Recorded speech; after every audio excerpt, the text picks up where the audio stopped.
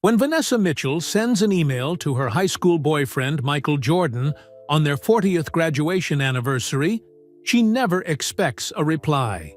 After all, he's now the most famous basketball player in history, a billionaire and owner of the Charlotte Hornets.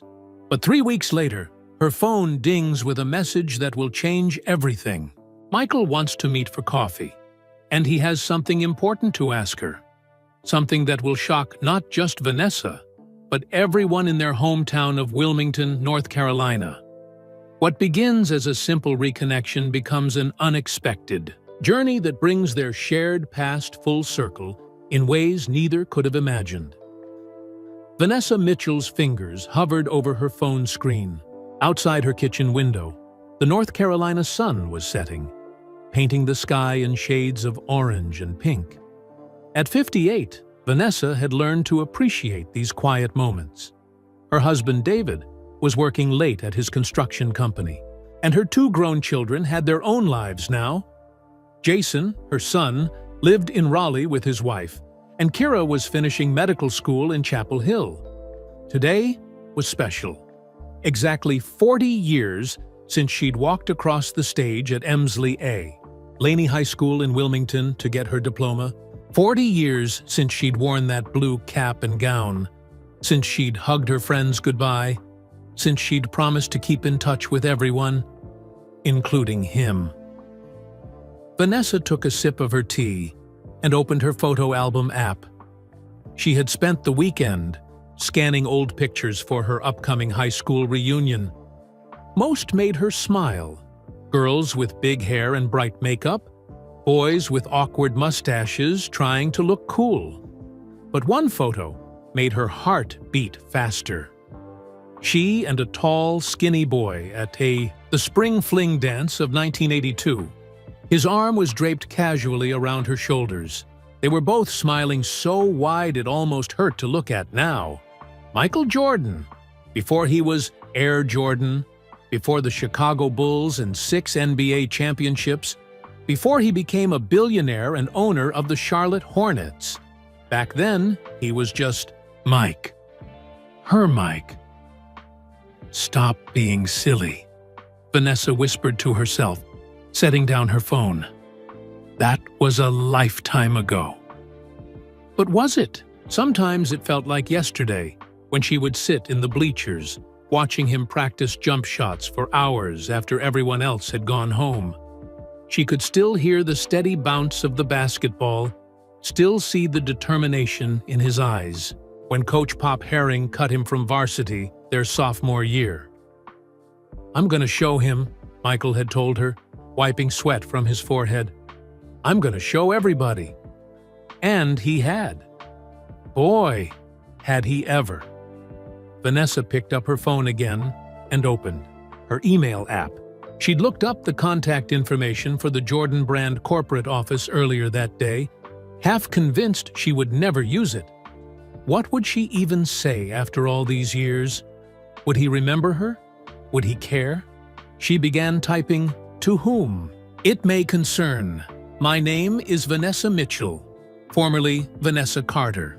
I was a classmate of Michael Jordan's at Laney High School in Wilmington, North Carolina. We graduated together in 1982. She paused, her thumbs hovering over the screen. This was crazy. Celebrities like Michael probably got thousands of messages from people claiming to know them back when. Why would her email be any different? But something inside her couldn't let it go. Maybe it was the milestone anniversary of their graduation. Maybe it was the recent news that Michael had donated $10 million to build medical clinics in their hometown. Or maybe it was simply that, at 58, Vanessa had learned that life was too short for what-ifs. She continued typing, "I'm not expecting this message to reach Michael. I understand he's an incredibly busy man with countless demands on his time. But on the off chance that it does, I wanted to reach out on the 40th anniversary of our graduation. We dated during our senior year, before Michael left for UNC. We lost touch after that, which is natural when people go separate ways. I've followed his incredible career from afar, and have always been proud of what he accomplished. I'm still in Wilmington, working as a counselor at our old high school. It's funny how life comes full circle sometimes. I help kids figure out their dreams now, just like we were trying to figure out ours back then. I'm not asking for anything. I just wanted to say hello, to congratulate him on all he's achieved, and to thank him for the memories of a special time in both our lives. If this somehow reaches Michael, he might remember me as Nessa, the only person who ever called me that. With warm regards, Vanessa Mitchell. She read it over 3 times, her finger hovering over the send button. Was this pathetic? Was she just some middle-aged woman chasing ghosts from her past? What would David think if he knew? Vanessa glanced at the framed family photo on her kitchen wall.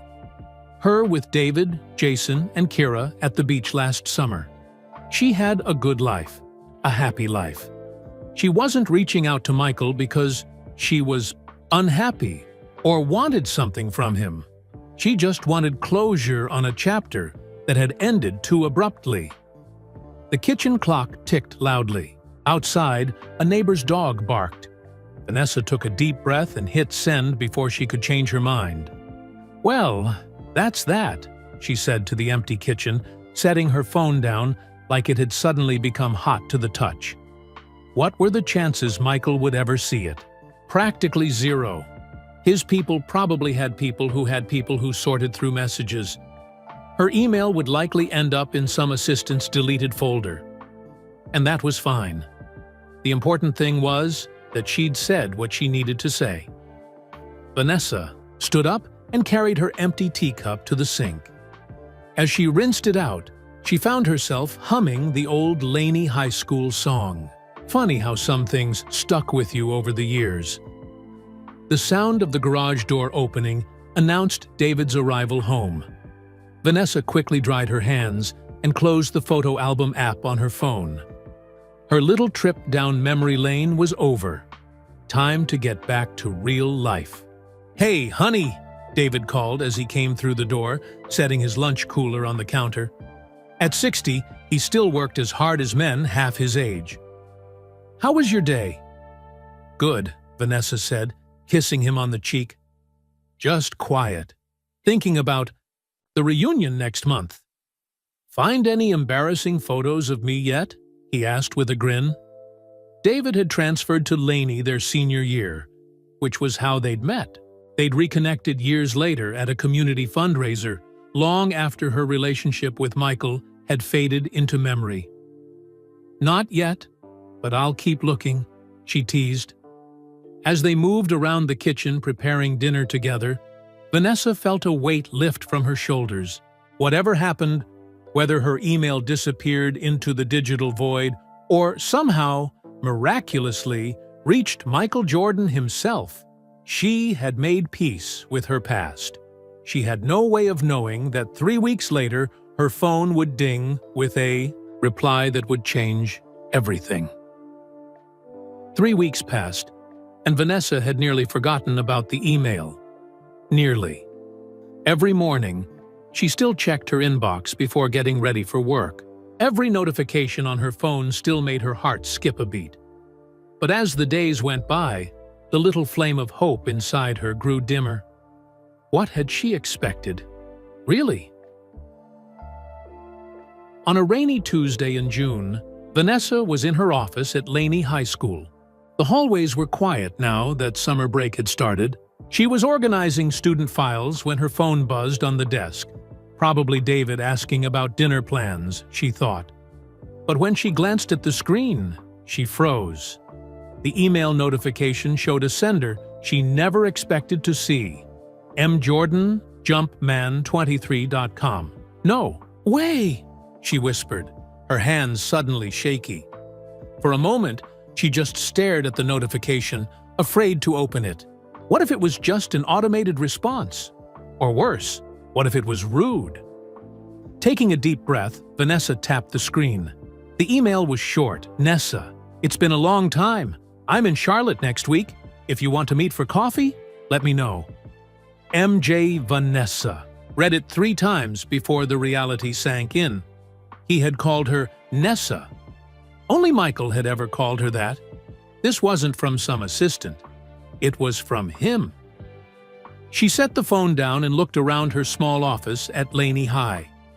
The walls were covered with college pennants and motivational posters. "Your future starts here," one of them proclaimed. How strange that her past and future seemed to be colliding in this moment. As the shock wore off, memories flooded back. Memories she had tucked away for decades. October 1980, 15-year-old. Vanessa Carter hurried down the hallway of Laney High, her arm full of books threatening to spill. Sophomore year was turning out to be much harder than freshman year, especially with her new advanced math class. "Heads up!" someone shouted, but the warning came too late. A basketball whizzed past her head, missing by inches, and her books went flying as she ducked. Papers scattered across the freshly waxed floor. "I am so sorry," a boy's voice said, and suddenly he was there, helping gather her books. He was tall, really tall, with hands that seemed too big for his skinny arms.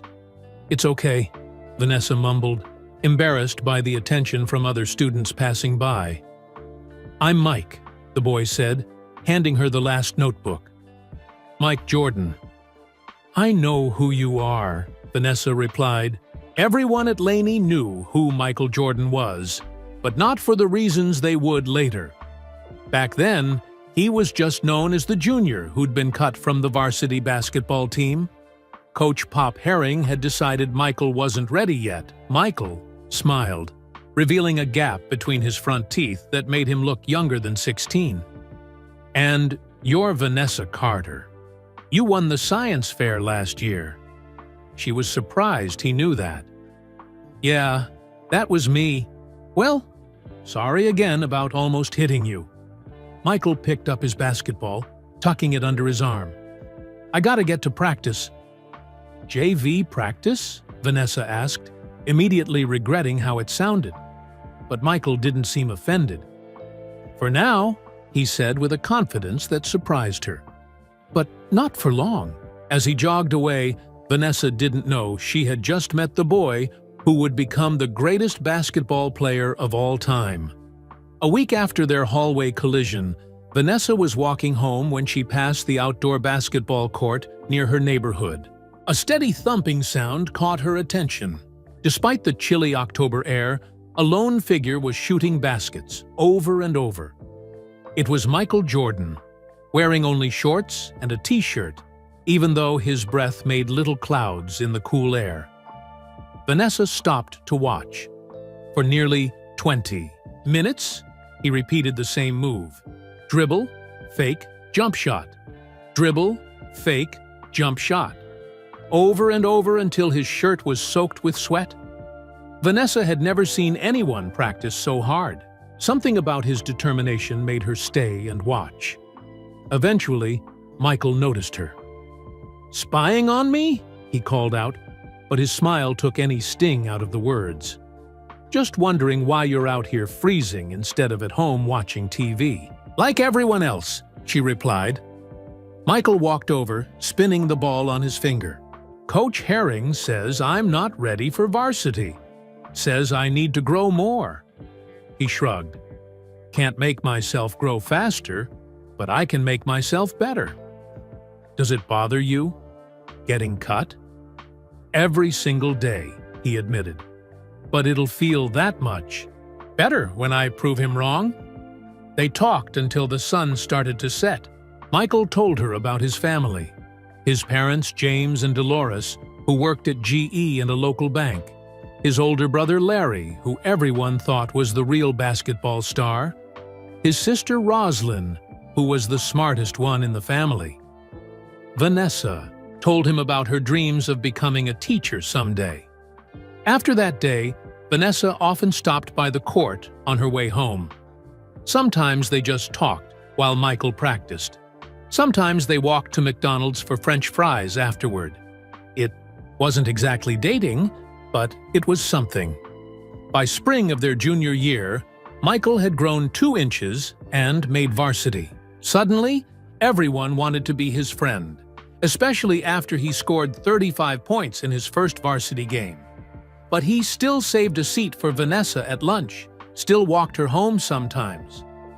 Their first real date was at Jubilee Park, the local carnival that came through Wilmington every April. Michael won a blue teddy bear at the ring toss and gave it to Vanessa, even though she knew he'd probably wanted to keep it for himself. "I've never had a real girlfriend before," he admitted as they shared a cotton candy. "I'm not sure I know how to do this right." "There's no right way," Vanessa told him. "We just figure it out as we go." And they did, through the summer before, senior year, and into autumn, when scouts started showing up at Michael's games. When a UNC scout came to watch, Michael scored 42 points and couldn't stop grinning afterward. "That's where I'm going," he told Vanessa that night as they sat on her front porch swing. "Chapel Hill. Coach Smith is the best there is." "It's only 2 hours from Wilmington," Vanessa said, trying to sound more confident than she felt. Michael took her hand, his much larger one completely enveloping hers. "We'll make it work. You'll see." Vanessa believed him. At 17, with her whole life ahead of her, why wouldn't she? The office phone rang, jolting Vanessa back to the present. She was no longer that starry-eyed 17-year-old girl. And Michael Jordan was no longer that skinny boy with something to prove. They were different people now. But somehow, across 40 years and countless life changes, he had remembered her. Had remembered Nessa. Vanessa picked up her cell phone and hit reply. "Michael, coffee sounds great. Just tell me when and where." Nessa sending the reply felt like stepping off a cliff. But as she returned to her work, Vanessa realized she was smiling. Whatever happened next, at least she would have an ending to the story that had started so long ago on a high school basketball court. That evening, Vanessa sat with David on their back porch, watching fireflies blink in the gathering darkness. She hadn't told him about Michael's email yet. How could she explain something she barely understood herself? "You've been quiet tonight," David said, reaching over to take her hand. After 32 years of marriage, he could read her moods like a favorite book. Vanessa took a deep breath. "I got an email today. From Michael Jordan." David's eyebrows shot up. "The Michael Jordan? Your Michael Jordan?" "He was never really my Michael Jordan," Vanessa corrected, though her heart fluttered at the phrase. "But yes, that Michael Jordan?" She showed him the brief exchange on her phone. David read it twice, his expression thoughtful. "Are you going to meet him?" he finally asked. "I think so. Is that okay with you?" David squeezed her hand. "Honey, it's Michael Jordan. I'd meet him myself if he asked." His joke broke the tension, and they both laughed. "Seriously, though, you should go. You've always wondered what happened. Maybe it's time to find out."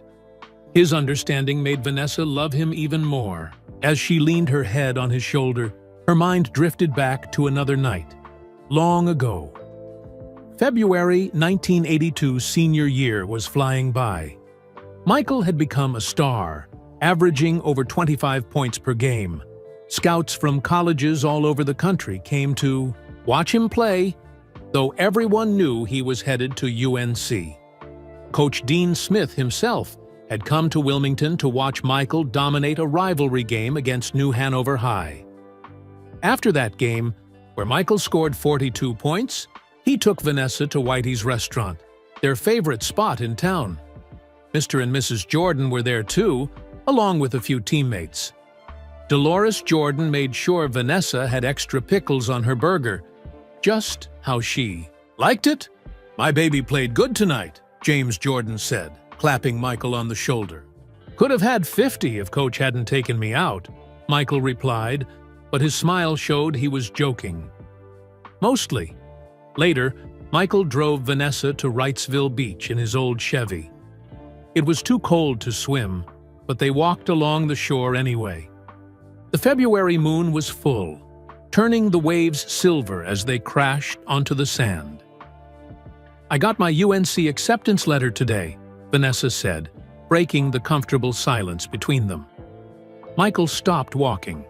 "You're going to Chapel Hill?" His face broke into a wide grin. "That's amazing, Nessa! Why didn't you tell me earlier?" "I wanted to be sure," she said. "I got accepted to NC State too, and it's a little cheaper. But UNC is better, and we'll be together." Michael's voice held such certainty that Vanessa couldn't help but believe him. "You know what this means? We can see each other all the time. You can come to my games. This is perfect." They sat on a driftwood log, huddled close against the chilly wind coming off the Atlantic. Above them, stars glittered in the clear winter sky. "I've been thinking," Michael said, suddenly serious. "About us. About next year." Vanessa felt her heart speed up. They rarely talked about the future. It seemed too big, too uncertain. "I know things will be different at Carolina," he continued. "I'll have basketball. You'll have your classes. But I don't want to lose you, Nessa." He reached into his jacket pocket and pulled out his class ring. The gold gleamed in the moonlight, with Laney High and 1982 visible on its face. "My dad gave me this last week. Said I earned it." Michael turned the ring in his fingers. "I want you to have it." "Michael, I can't take your class ring. Your parents already know I'm giving it to you. Mom said it was about time."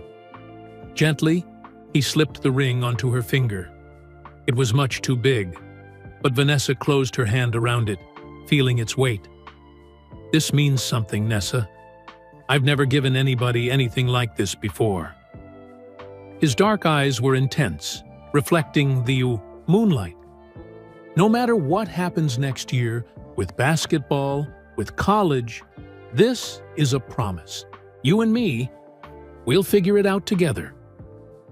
Vanessa felt tears in her eyes, though she couldn't have explained why.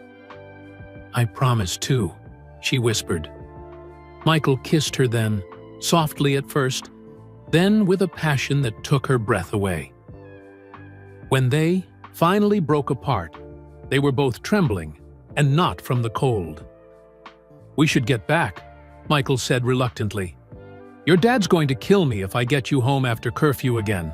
As they walked back to the car hand in hand, Vanessa felt like her heart might burst with happiness. The future stretched before them, bright with possibility. She had no way of knowing how quickly things would change. May 1982, the end of senior year was a whirlwind. Michael signed his official letter of intent to play basketball at UNC on a full scholarship. Vanessa accepted her own smaller scholarship to the same university. The future they had planned was taking shape. But as graduation approached, Michael grew busier. Coach Smith had him on a summer workout program. There were basketball camps to attend, special training sessions. Sometimes days would pass when Vanessa barely saw him except in the hallways at school. "He's going to be a big star," Dolores Jordan told Vanessa when she stopped by their house one evening, hoping to catch Michael. "But he needs to focus right now. You understand, don't you, honey?" Vanessa nodded, though a knot of worry was growing in her stomach. She twisted Michael's class ring, which she wore on a chain around her neck. It felt heavier somehow. On prom night, Michael showed up at her door with a corsage of pink roses that matched her dress perfectly. For a few magical hours, it felt like everything was back to normal. They danced, they laughed with friends. They were voted couple most likely to stay together in the silly superlatives announced at midnight. "See?" Michael whispered as they slow danced to "Always on My Mind" by Willie Nelson. "Nothing's changed, But as he held her close, Vanessa couldn't ignore the feeling that everything was about to change. She clung to him a little tighter, trying to memorize the moment. The softness of his tuxedo under her cheek, the faint scent of his cologne, the steady beat of his heart against hers.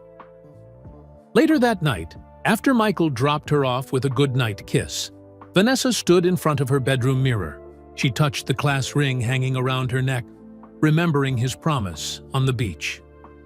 "You and me, we'll figure it out together." She wanted desperately to believe it was still true.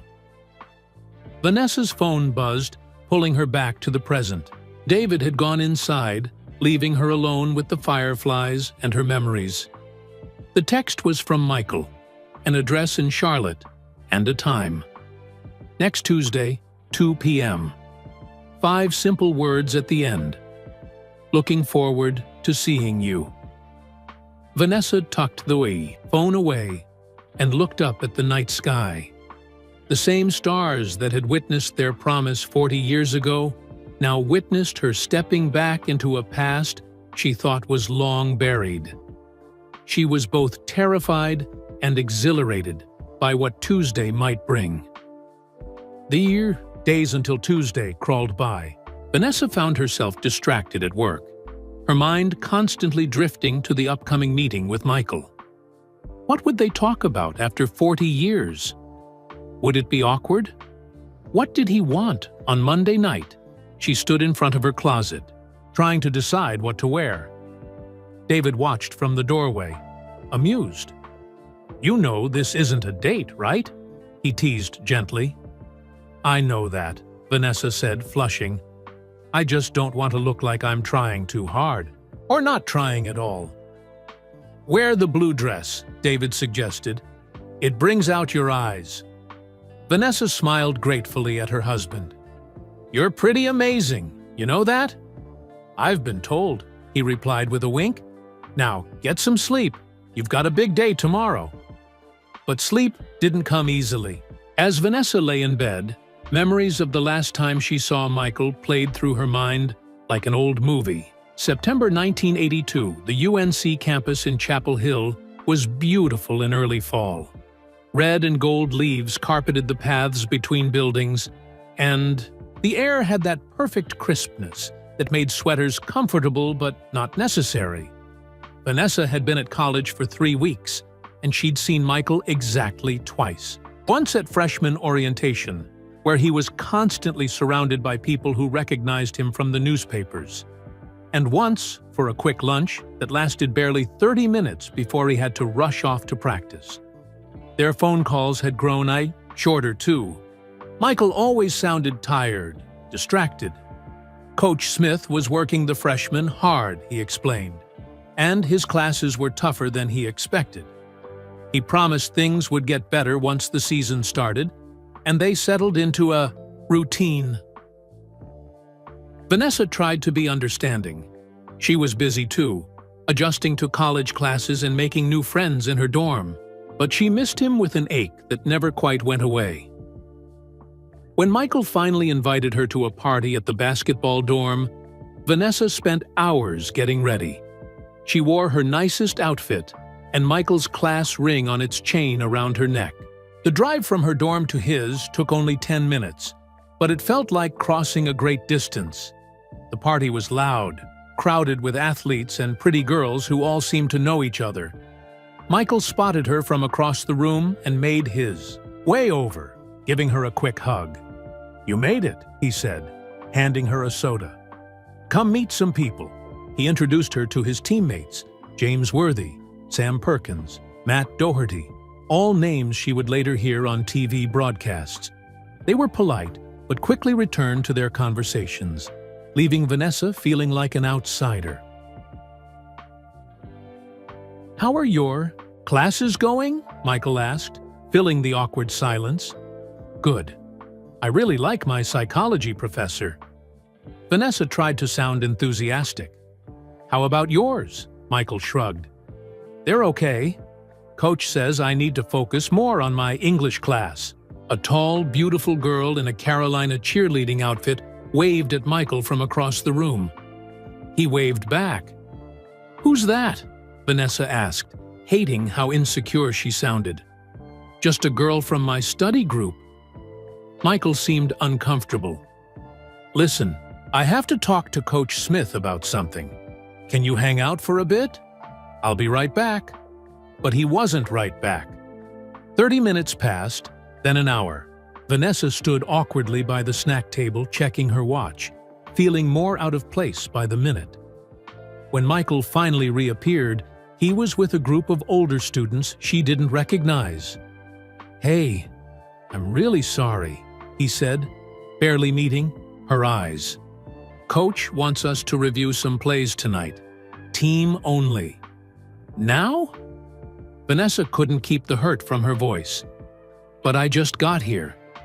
"I know, and I'm sorry. But this is important."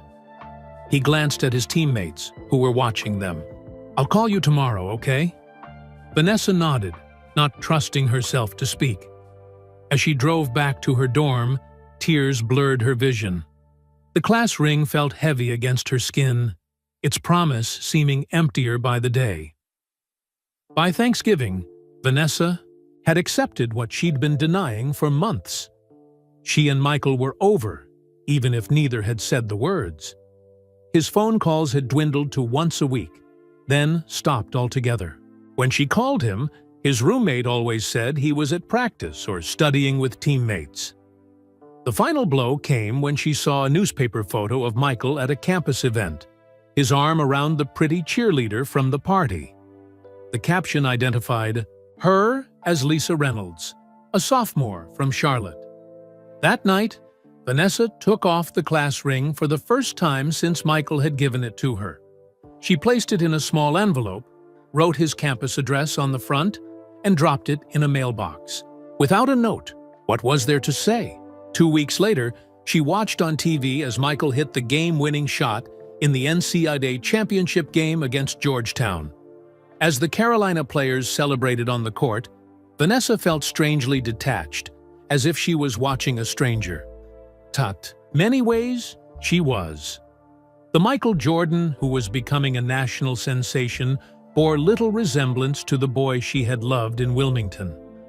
At Christmas break, she ran into him at the mall in Wilmington. He was with his family, shopping for holiday gifts. They made awkward small talk for a few minutes, both pretending they were just old friends who had drifted apart naturally. "I'm transferring to UNC Wilmington next semester," Vanessa told him. "It makes more financial sense." Michael nodded. "That's smart. Chapel Hill's expensive." They didn't mention the ring. They didn't talk about what might have been. The unspoken words hung between them like a wall. "Well, good luck with basketball," Vanessa said finally. "Thanks. Good luck with everything." Michael seemed about to say more, but his mother called him from a nearby store. "I should go," he said. "It was good seeing you, Nessa." It was the last time she heard him call her that for 40 years. The drive to Charlotte took almost 4 hours with traffic. Vanessa left early Tuesday morning, telling herself it was to avoid being late. But really, it was because she couldn't stand the waiting anymore. She had chosen the blue dress, as David suggested. Her hair, now more gray than brown, was styled simply. She wore minimal makeup and no jewelry except her wedding ring. The address Michael had sent was for an upscale hotel in downtown Charlotte. As Vanessa pulled into the parking garage, her heart was pounding so hard she could feel it in her throat. "This is ridiculous," she told herself in the elevator. "You're a grown woman, not a teenager." But the butterflies in her stomach disagreed. Security guard was waiting in the lobby. "Mrs. Mitchell?" he asked when she approached the front desk.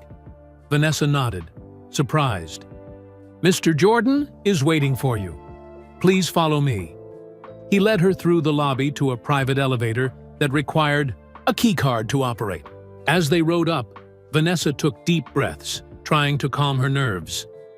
The elevator opened directly into a luxurious meeting room with floor-to-ceiling windows overlooking the Charlotte skyline. And there, standing by the window, was Michael Jordan. Older, broader, more confident than the boy she'd known, but unmistakably him. He turned as the doors opened, and for a moment, they just looked at each other across 40 years of silence. "Hello, Nessa," he said finally, his deep voice both familiar and strange. "It's been a long time," Vanessa found her voice. "Hello, Michael." "Yes, it has."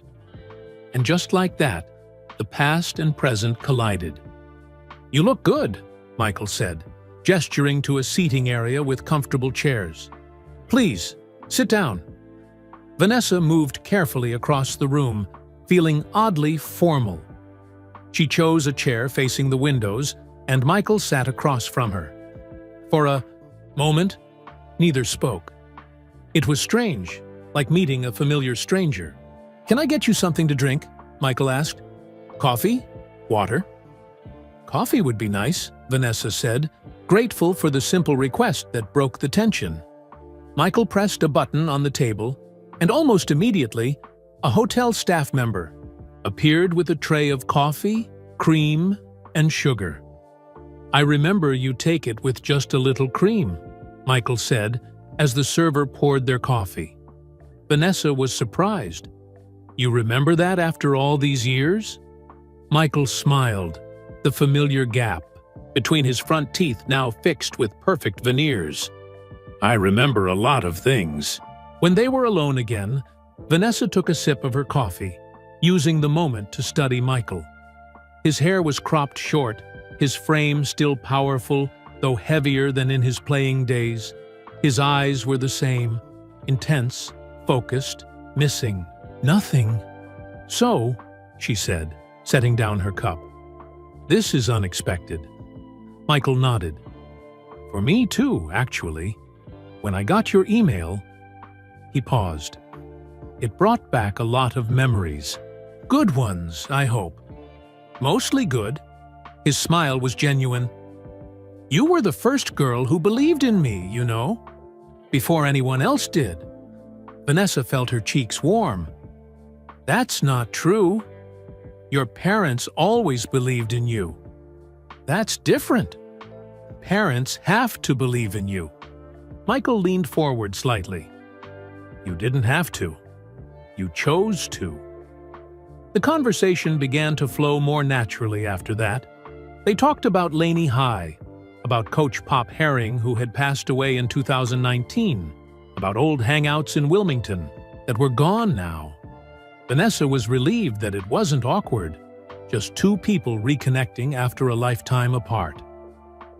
"What about you?" Michael asked eventually. "Tell me about your life. Your email said you're still in Wilmington?" "Yes, I never left," Vanessa admitted. "I finished college at UNC Wilmington, got my teaching degree, then a master's in counseling. I've been working at Laney for almost 30 years now." "As a counselor?" "Yes. I help kids figure out college applications, career paths, sometimes just life problems," she smiled. "I love it, actually. Every year I get to see young people find their path." "You always were good at that," Michael said. "Seeing potential in people." Vanessa laughed softly. "Well, I was right about you, wasn't I?" Michael's expression turned thoughtful. "What about family? Kids?" "I married David Mitchell in 1988. Vanessa said. "He owns a construction company in Wilmington. We have 2 children. Jason is 34, works as an engineer in Raleigh. And Kira is 30, finishing her medical residency at UNC Hospital in Chapel Hill." "UNC Hospital?" Michael raised his eyebrows. "Full circle." "Yes, it's funny how life works that way." Vanessa hesitated, then asked, "And you? Your children must be grown now, too."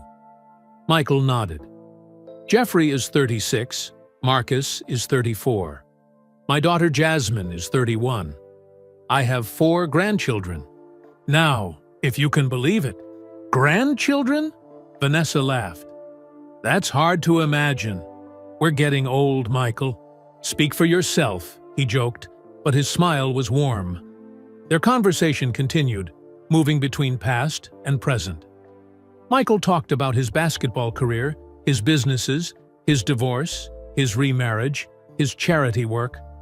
Vanessa shared stories about her students, her children's milestones, the changes in Wilmington over the decades. It struck Vanessa how parallel their lives had run, both raising children at the same time, both experiencing life's joys and disappointments, just in vastly different circumstances. While Michael was winning NBA championships and building a global brand, she was attending parent-teacher conferences and community fundraisers. Both lives had meaning, just different kinds. "Have you ever been to a Hornets game?" Michael asked, suddenly. "Since I bought the team, I mean." Vanessa shook her head. "No, actually. David got tickets for my birthday once, but She trailed off, embarrassed to admit the truth. "But what?"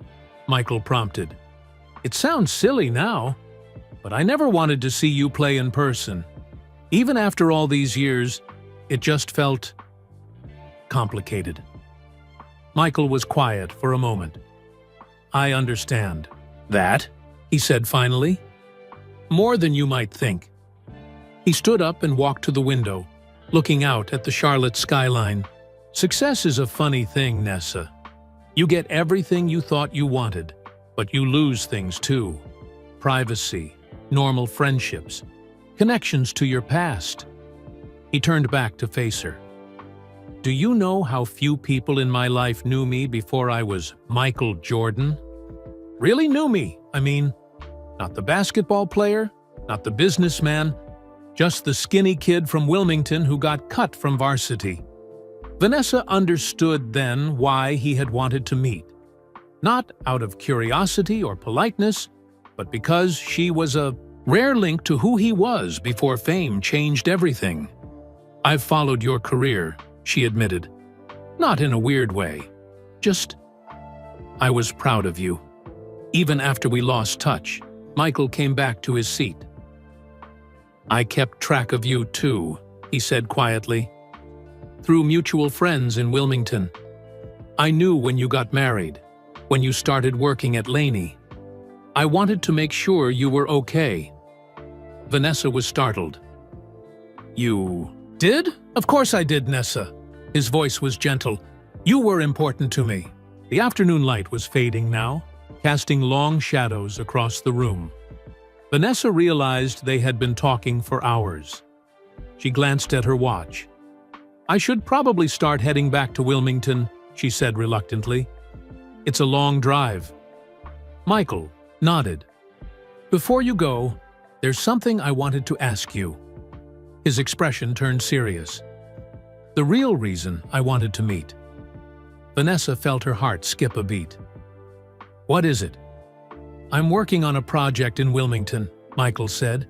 "Something important. And I could use your help." "A project in Wilmington?"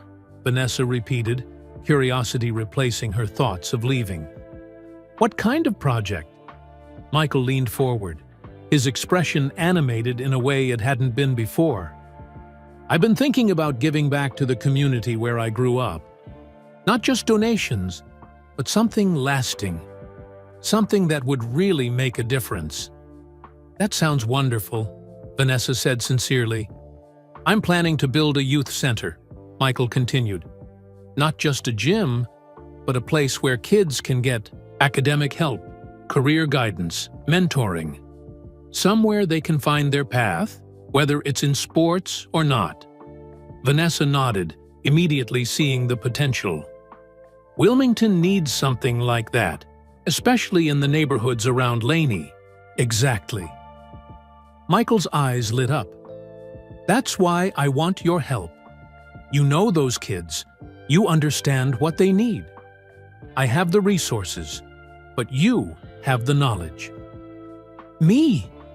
Vanessa was genuinely surprised. "Surely there are experts, professional, consultants." "I have those," Michael said dismissively. "What I need is someone who cares about Wilmington. Someone who sees the potential in kids the way you always did." The request was unexpected, but Vanessa couldn't deny feeling a spark of excitement. Every day at school, she saw students with incredible potential held back by lack of resources or guidance. What could they achieve with the right support? "I'd need to think about it," she said carefully. "Talk to David. Figure out what kind of time commitment we're talking about." "Of course," Michael nodded. "I wouldn't expect an answer right away. But I'm serious about this, Nessa. And I'm serious about wanting your input." As the meeting wound down, they exchanged contact information. Real phone numbers this time, not emails through assistants. The awkwardness of their initial reunion had completely disappeared, replaced by the easy comfort of old friends reconnecting. At the elevator, Michael hesitated. "I'm glad you reached out," he said. "After all these years." "Me too," Vanessa replied. "Honestly." They hugged briefly, a simple gesture that somehow bridged the decades of silence between them. The drive home gave Vanessa plenty of time to think. The meeting with Michael kept replaying in her mind, not just his unexpected project proposal, but the whole surreal experience of sitting across from someone who had once meant everything to her. It was strange how the years had changed them, both, yet left something essential the same. Michael was still intensely focused, still believed he could accomplish anything he set his mind to. And she was still the quiet observer, the one who saw potential where others might miss it. What would working with him on this project mean? Could she balance it with her job at the school? What would people in Wilmington think? By the time Vanessa pulled into her driveway, it was past 9. The house lights were on, and she could see David waiting in the living room. As she turned off the engine, her phone buzzed with a text. It was from Michael. "Thanks for coming today. I meant what I said about the project. Think about it?" Vanessa smiled and typed back, "I will." It was, "Good seeing you." Inside, David greeted her with a hug and a glass of wine. "So, how was it meeting your high school sweetheart after 40 years? Vanessa laughed. "Surreal, but nice, actually." She kicked off her shoes and sank onto the couch. "He wants my help. With a project." David raised his eyebrows. "What kind of project?" "A youth center in Wilmington. He wants me to help plan the programs, maybe serve on the board." David whistled low. "Michael Jordan wants you on his team? That's pretty impressive, honey." "I haven't said yes," Vanessa pointed out. "It would be a big commitment, and it's not like I need another job." "But you're considering it?" David knew her too well. Vanessa nodded slowly. "I think I am. Is that crazy?" David sat beside her, taking her hand. "Not crazy, just unexpected. Like getting an email from Michael Jordan after 40 years. The next morning, Vanessa woke early. David was still sleeping as she slipped out of bed and made coffee. The house was quiet, peaceful in the soft dawn light. She found herself thinking about Michael's project again. The idea had taken root in her mind, sprouting possibilities. In 30 years of counseling, she'd seen so many talented kids unable to reach their potential because they lacked resources or support. A center like Michael described could change that. Her phone rang, startling her from her thoughts. It was Kira, their daughter. "Mom, you're up early." "Just enjoying the quiet," Vanessa said. "Everything okay?" "Everything's fine. Dad texted me last night. Said you had an interesting day?" Kira's voice was carefully casual, but Vanessa could hear the curiosity. "Your father has a big mouth," Vanessa said, but she was smiling. "Yes, I met with Michael Jordan yesterday." Michael Jordan? Kira's attempt at casualness vanished. The Michael Jordan? The one from your high school pictures? The one you dated? That's the one. Mom, what was it like? Why did he want to meet? Did he recognize you? Does he look old now? Did you… Slow down, Vanessa laughed. One question at a time. Yes, he recognized me. Yes, we're both older now. It was nice, actually. We talked about old times, caught up on each other's lives. That's it? Kira sounded disappointed. Just small talk? Not exactly. Vanessa hesitated, then told her daughter about the youth center project. You have to do it, Kira said immediately. Mom, this is perfect for you. All those ideas you've always had for helping students, you could actually make them happen. With Michael Jordan's money behind you, it's not that simple, Vanessa protested, but she was warming to the idea more by the minute. I have my job at the school. You've been talking about retiring for years, Kira pointed out. This could be your second act, something new and exciting. After hanging up with Kira, Vanessa sat in the quiet kitchen thinking. Her daughter was right about one thing. She had been considering retirement. After 30 years of counseling, she still loved her job, but lately she'd been feeling ready for something different, something that might have an even bigger impact. By tea, the time David came downstairs, Vanessa had made her decision. I'm going to do it, she said, as he poured his coffee. The project with Michael. David smiled. I had a feeling you would. It sounds perfect for you. I'll need to work out the details with the school. Maybe reduce my hours this coming year. Train a replacement. You'll figure it out, David said confidently. You always do. Vanessa picked up her phone and typed a message to Michael. I'm in. Let's talk about next steps. His reply came almost immediately. Great news. I'll have my team set up a meeting. This is going to be something special, Nessa. Vanessa smiled at the use of her old nickname. It no longer felt strange hearing it from him.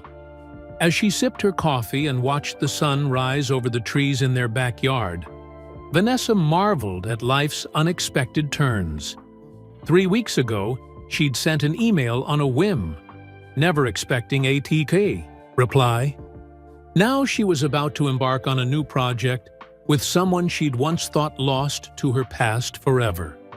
Life has a funny way of circling back, she murmured to herself, and for the first time in years, she felt the thrill of a new beginning. 2 weeks later, Vanessa found herself driving to Wilmington's riverfront district. Michael's foundation had rented a conference room at the Port City Marina, a newly developed area that showcased how much Wilmington had changed over the years. She had spent the intervening time preparing. First, a long meeting with her principal at Laney High, who was surprisingly supportive of her splitting time between her counseling position and the new project.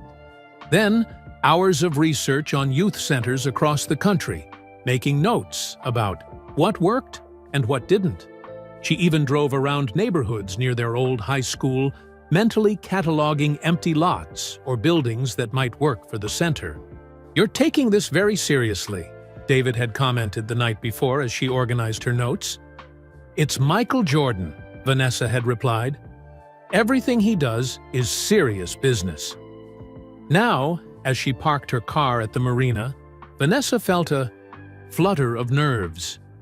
This wasn't just a reunion anymore. This was professional.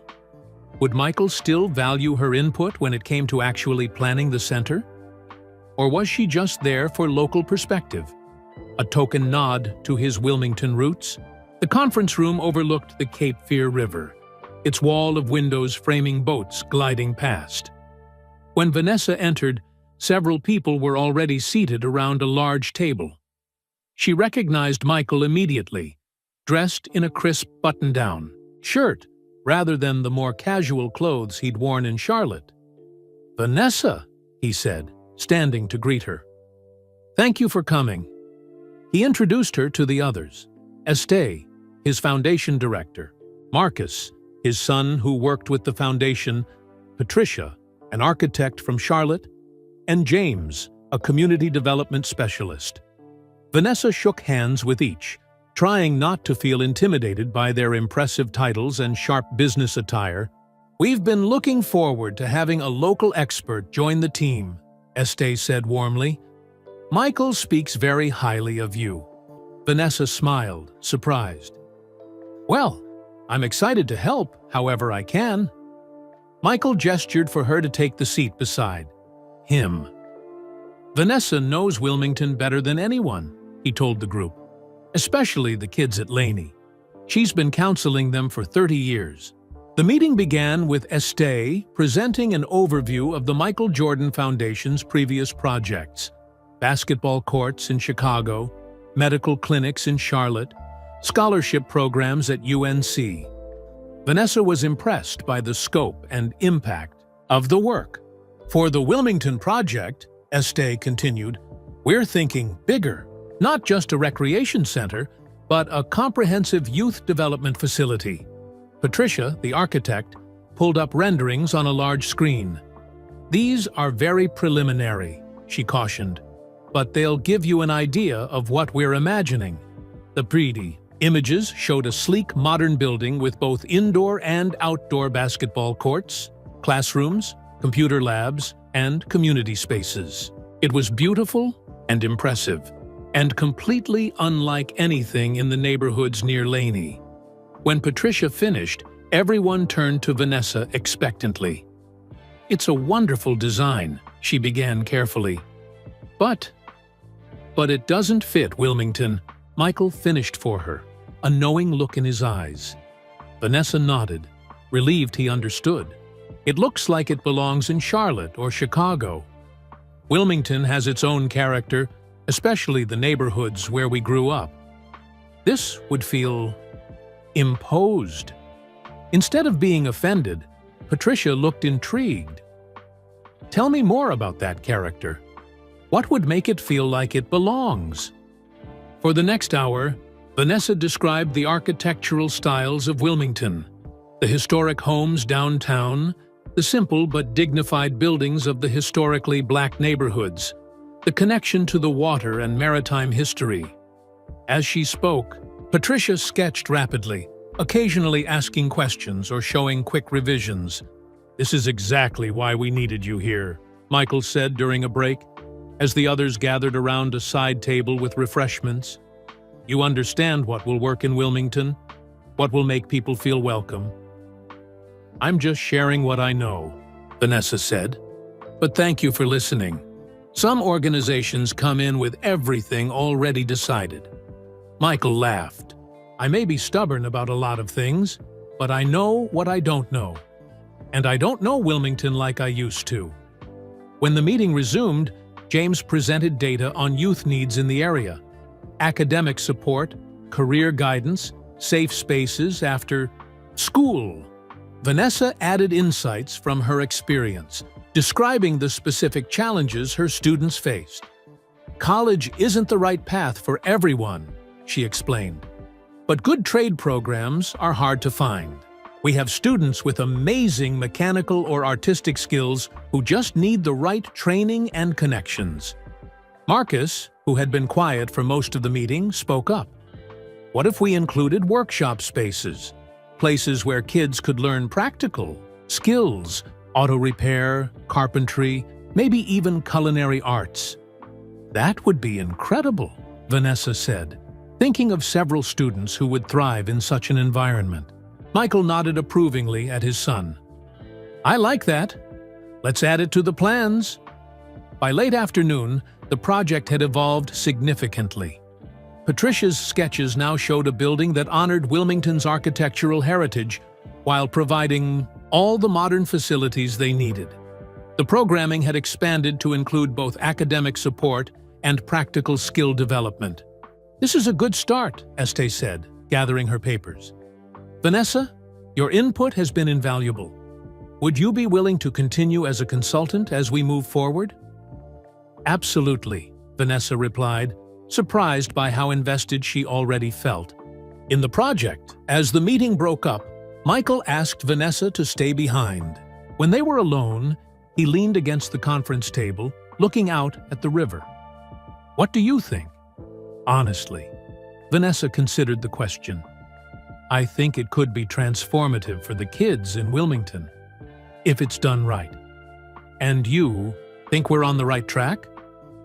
"I do," she smiled. "Though I still have about 100 more ideas." Michael laughed. "I bet you do. You always were full of ideas." For a moment, they were silent, watching a sailboat pass by on the water. The late afternoon sun turned the river to gold, reminding Vanessa of other afternoons long ago, when they were young and the future seemed wide open. "Can I ask you something?" Vanessa said finally. "Why me? For this project, I mean. You could have worked with anyone in Wilmington." Michael was quiet for a long moment. When he spoke, his voice was reflective. "Do you remember Coach Herring? How he cut me from varsity?" Vanessa nodded. Everyone knew that story. It was part of the Michael Jordan legend. Everyone focuses on how that motivated me, how it made me work harder, Michael continued. But what they don't talk about is what happened after. How Coach still believed in me, even after cutting me. He kept pushing me, kept seeing what I could become. He turned to look directly at Vanessa. "You were like that too. You saw something in me when I was just a skinny kid with a chip on his shoulder." "You weren't that hard to believe in, Michael," Vanessa said softly. "Your talent was pretty obvious. Maybe my basketball talent, but you saw more than that." His expression was serious. "You saw me as a person, not just a player. That mattered." Vanessa was touched by his words, by the thought that she had made even a small difference in his journey. "I want this center to be a place where kids feel seen," Michael continued. "Really seen for all their potential. Not just the athletes or the straight-A students, but all of them. You understand that better than anyone I know." The sincerity in his voice moved her. This wasn't about nostalgia or rekindling old memories. It was about creating something meaningful in the place that had shaped them both. "I'm honored to be part of it," Vanessa said. Truly. As they left the conference room together, their conversation shifted to more practical matters. Next steps, timelines, potential locations. But Vanessa carried Michael's words with her, understanding now why this project meant so much to both of them. That evening, as she drove home, Vanessa called David to share details of the meeting. "It sounds amazing," he said after listening to her excited recap. "They're lucky to have you." "I think I'm the lucky one," Vanessa replied. "How many people get a chance to do something like this?" "Well, not everyone dated Michael Jordan in high school," David teased. "But even if you hadn't, they would have found you. You're the best at what you do, honey." His unwavering support meant everything to her. "Have I told you lately that I love you?" she asked. "Yes, but I never get tired of hearing it." As Vanessa pulled into their driveway, she felt a deep sense of gratitude for her husband, who encouraged her to pursue this new opportunity, for her children who were excited for her, for the strange twist of fate that had brought Michael back into her life at exactly the right moment. And beneath it all, a growing excitement about what lay ahead. The youth center was no longer just Michael's project, it was becoming hers too. A chance to make a real difference in the community she loved. She had no way of knowing then how much more this project would come to mean, or the surprising revelation that still awaited her. Over the next month, Vanessa's life fell into a new rhythm. 3 days a week at Laney High, counseling students. 2 days working on the youth center project, Evenings spent reviewing plans, researching programs, and making notes on ideas that came to her at odd moments. Today was a project day. Vanessa sat in what had become their regular meeting space at the marina, waiting for Michael to arrive. The rest of the team was scattered around the country, joining by video, but Michael had made a point of being in Wilmington for as many meetings as possible. When he walked in, Vanessa immediately noticed something was different. Michael looked tired. The confident energy he usually radiated dimmed somehow. "Everything okay?" she asked as he set down his coffee. "Just some business issues," he said dismissively. "Nothing to worry about." But throughout the meeting, Vanessa could tell he wasn't fully present. He let Estee lead the discussion of potential locations for the center, only occasionally adding comments. When the meeting ended and the screens went dark, Vanessa expected Michael to leave right away. Instead, he remained seated, staring out. "At the river. Want to grab lunch?" she offered, surprising herself. "There's a good place just down the boardwalk." Michael seemed to consider it for a moment, then nodded. "Sure. Why not?" They walked in comfortable silence along the riverfront. The October day was perfect, sunny but cool, with a light breeze carrying the scent of salt water. At a small riverside restaurant, they were seated on an outdoor deck overlooking the water.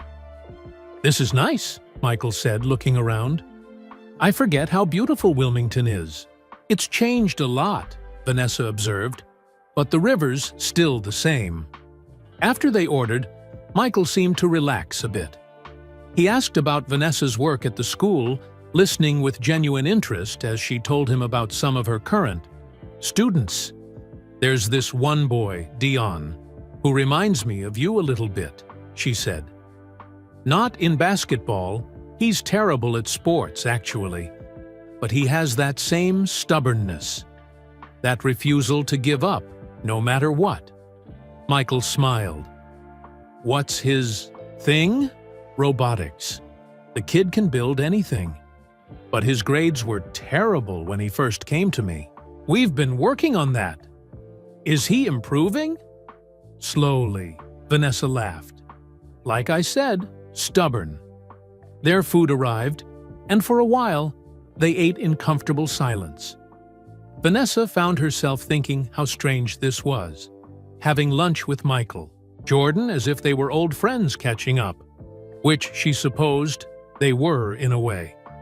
"Can I ask you something?" Michael said suddenly. "Something personal?" Vanessa nodded, curious. "Are you happy with how your life turned out?" The question caught her off guard. "Yes," she said after a moment. "I am. It's not a perfect life, but it's a good one. I love my family. I feel like my work matters. What more could I want?" Michael nodded, looking out at the water. "I wonder sometimes, about the road not taken." "You mean if you hadn't become a basketball player?" "No, not that." He shook his head. "Basketball was always my path. I mean the other things. Having a normal life. Privacy. Being able to walk down the street without being recognized." Vanessa understood then. "Is that what's bothering you today?" Michael was quiet for a long moment. "I had dinner with Jeffrey last night. My son," he clarified. "We got into an argument. He said some things about me not being around much when he was growing up, about always being Michael Jordan instead of just Dad." The pain in his voice was raw, surprising. This wasn't the confident, controlled Michael Jordan the world knew. "I'm sure he knows you love him," Vanessa said gently. "Yeah, but knowing and feeling are different things." Michael sighed. "The truth is, he's right. I missed a lot. Games, school events, normal father-son stuff. I was always traveling, always working, always focused on the next thing. You were building something extraordinary, Vanessa pointed out. That takes sacrifice. But was it worth the cost? Michael looked directly at her now. That's what I keep asking myself lately. Vanessa could see the genuine question in his eyes.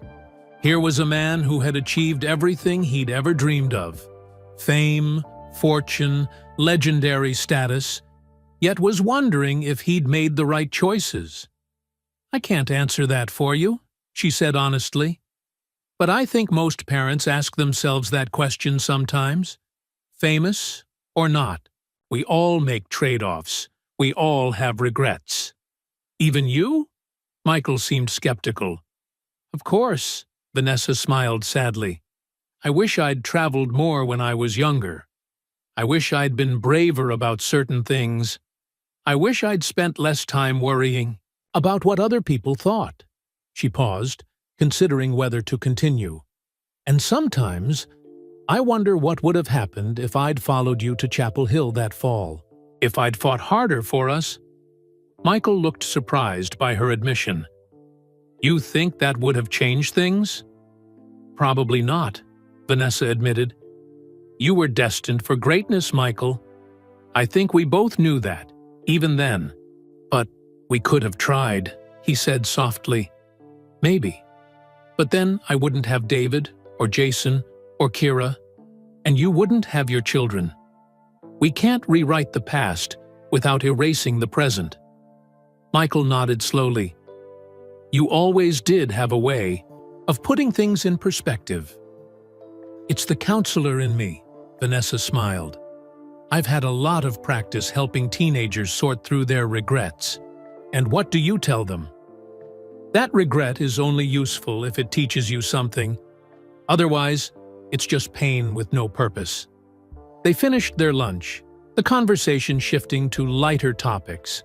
Memories of mutual friends from high school, stories about their children's antics when they were young. By the time they walked back to the marina, Michael seemed more like himself again.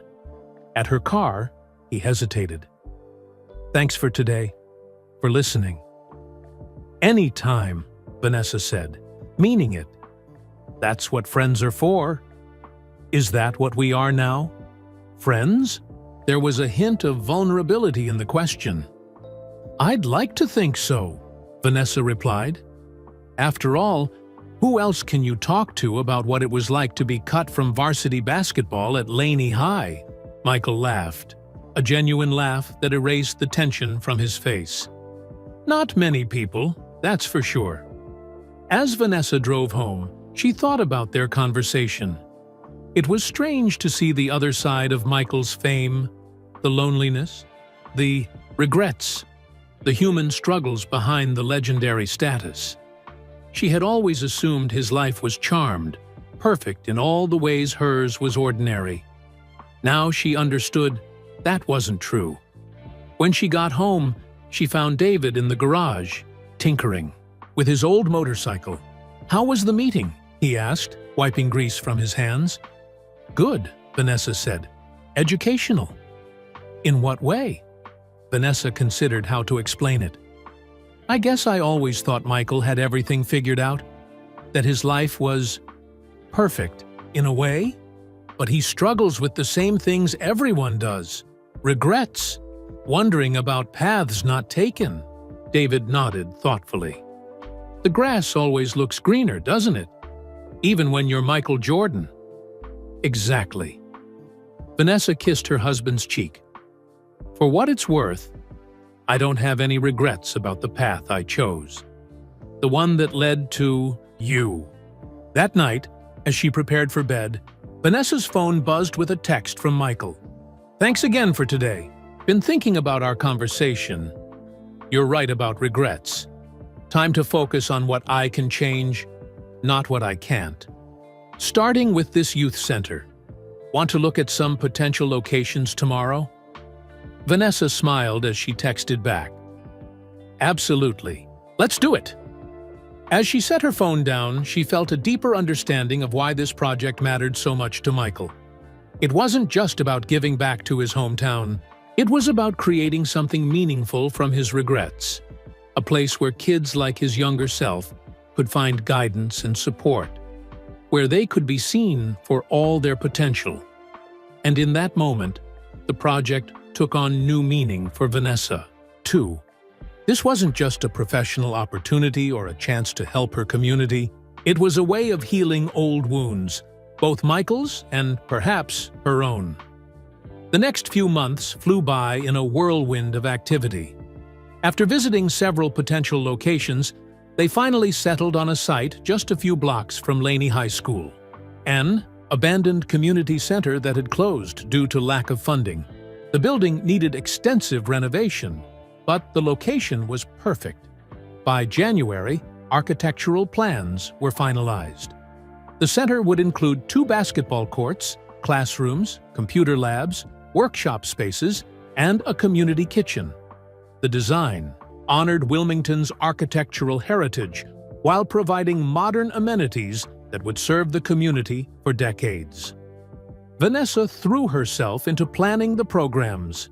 She recruited teachers from Laney to develop tutoring services, connected with local businesses to create internship opportunities, and worked with technical colleges to establish certification programs in trades like automotive repair and construction. Michael was equally involved, flying to Wilmington at least twice a month. He seemed energized by the project, often calling Vanessa with new ideas at odd hours. Their friendship deepened through their shared vision, the awkwardness of their initial reunion long forgotten. On a cold February morning, Vanessa met Michael at the site to review construction progress. The work had only begun a few weeks. Earlier, the building was already taking shape, with new walls framing what would become the main basketball court. "What do you think?" Michael asked as they walked through the skeleton of the building. "Can you see it coming together?" Vanessa nodded, mentally filling in the empty spaces with the vibrant center they had planned. "It's going to be amazing. Better than I imagined." They stopped in what would eventually be the main entrance hall. Sunlight streamed through the temporary plastic sheeting covering the windows, casting patterns on the concrete floor. "I've been thinking," Michael said, his voice echoing slightly in the empty space, "about what to call this place." "The Jordan Youth Center?" Vanessa suggested. "That seems obvious." Michael shook his head. "No, I don't want it to be about me." "But your foundation is funding it," Vanessa pointed out. "People will expect your name to be on it." "My name's already on enough things," Michael said with a small smile. "This needs to be about the kids, about the community, about the future, not the past." Vanessa nodded, understanding. Despite his fame, Michael had always been uncomfortable with too much attention on himself. It was one of the contradictions that made him who he was, a global icon who sometimes just wanted to be a regular person. "So, what were you thinking?" she asked. Michael hesitated, suddenly looking almost nervous. It was an expression Vanessa had rarely seen on his face, even when they were teenagers. "I was thinking," he said slowly, "about naming it after someone who's dedicated their life to helping kids. Someone who sees potential where others might miss it. Someone who believes in people before they believe in themselves." A construction worker called out to them from across the site, asking about an electrical plan. Michael excused himself to address the question, leaving Vanessa to ponder his words. Who was he thinking of? One of his former coaches? A teacher from Laney? When Michael returned, his expression was resolute, as if he'd made an important decision during those few minutes. "Away. Vanessa," he said, "I want to name the center after you." She stared at him, certain she'd misheard. "After me? Michael, that's ridiculous." "Why is it ridiculous?" He seemed genuinely puzzled by her reaction. "Because I'm nobody," Vanessa said.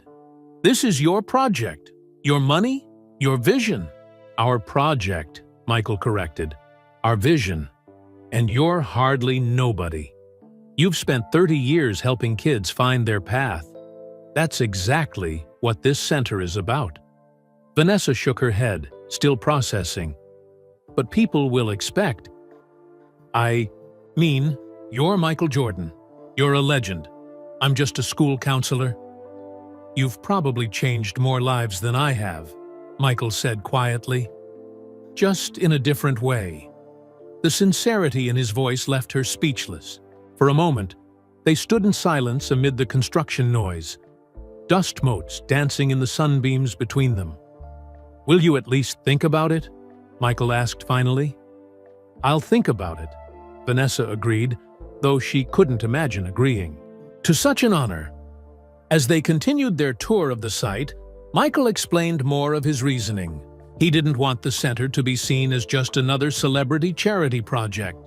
He wanted it to reflect the values that would guide its programs: dedication, service, belief in potential, values that, in his mind, Vanessa embodied. Besides, he added with that familiar competitive smile, nobody will expect it.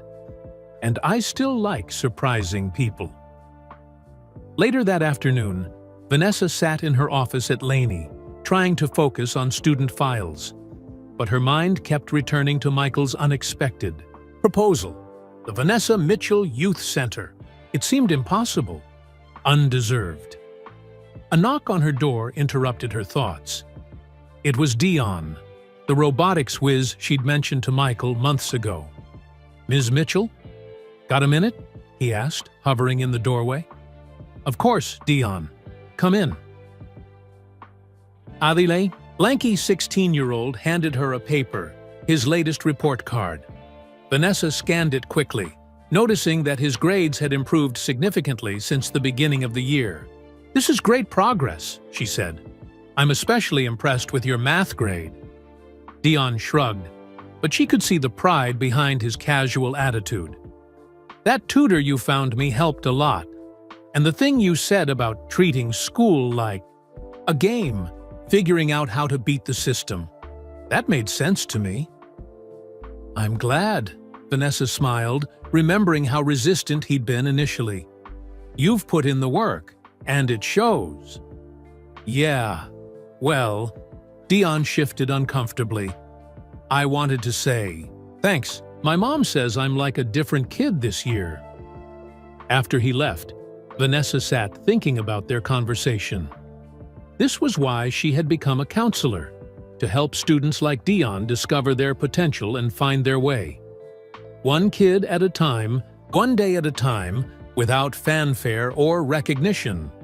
But the youth center could multiply that impact exponentially. Instead of helping dozens of students each year, they could reach hundreds.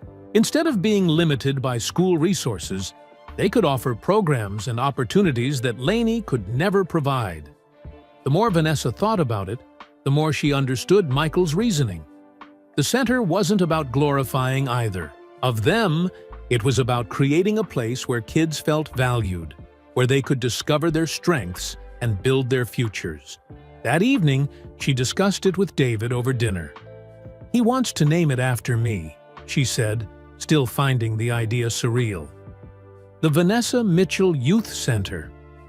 David considered this, taking a sip of his wine. I think it's perfect, he said. Finally! You don't think it's, I don't know, presumptuous? Honey, you've spent your entire career helping kids find their way. If anyone deserves to have their name on a place like this, it's you. His unwavering support touched her deeply. What would people think, though? Everyone will wonder why it's not named after Michael. Let them wonder, David said simply. Michael Jordan knows what he's doing. He always has. Later that night, Vanessa texted Michael about the name. If you're really sure, then yes. But I have one condition.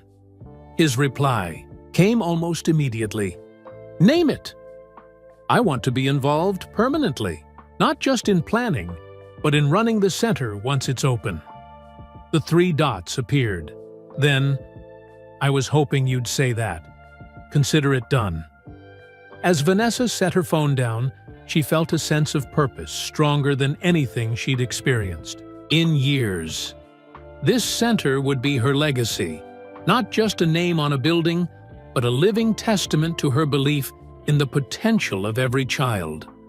What she didn't know was that Michael had one more surprise in store, a revelation that would bring their shared story full circle in a way she never could have imagined. With the center planning well underway, Vanessa finally took a weekend for herself. The project had consumed most of her free time for months, and she needed a break. David was away on a fishing trip with friends, so she had the house to herself. On Saturday morning, Vanessa decided to tackle a long-postponed task, cleaning out the attic. Among the dusty boxes and forgotten holiday decorations, she found a faded blue plastic storage bin marked High School. Sitting cross-legged on the attic floor, Vanessa lifted the lid. Inside were yearbooks, photographs, and mementos from her teenage years. She hadn't looked through these things in decades. The 1982 Laney High yearbook was on top. Vanessa opened it carefully, the binding cracking slightly. She flipped through the pages, smiling at the outdated hairstyles and fashion. There she was in the senior class section, her hair permed and feathered, a shy smile on her young face. A few pages over was Michael's senior photo. He looked so young, so unaware of the extraordinary life that awaited him. His quote beneath the photo read, "Limits, like fears, are often just an illusion." Vanessa continued through the yearbook, finding photos of them together, at the homecoming dance, at a school picnic, in a group shot of the student council. They looked happy, innocent, full of potential. Deeper in the box, Vanessa found a smaller container. Inside was a pressed corsage from prom, dried and brittle with age, a handful of movie ticket stubs, a mixtape Michael had made her, songs recorded from the radio, and, at the very bottom, a small velvet pouch she had almost forgotten about. Vanessa hesitated before opening it, knowing what was inside. She loosened the drawstring and tipped the contents into her palm. A delicate gold chain. The chain she had worn Michael's class ring on all those years ago. She had kept the chain, but returned the ring when they drifted apart that first year of college. It had seemed the right thing to do at the time. A clean break, a return of a promise that couldn't be kept. Holding the chain now, memories flooded back. Michael sliding the ring onto her finger at Wrightsville Beach. The weight of it against her skin as she wore it on the chain throughout senior year. The tearful night she had slipped it into an envelope and mailed it back to him at UNC. Vanessa closed her hand around the chain, surprised by the emotion that welled up. It wasn't regret, exactly. Her life had taken a beautiful path. A loving marriage, wonderful children, a career that mattered.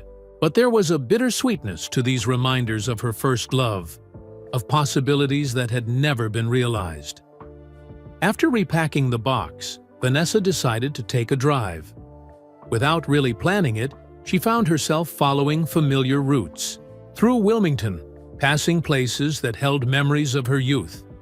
She drove by the McDonald's where she and Michael used to get French fries after school.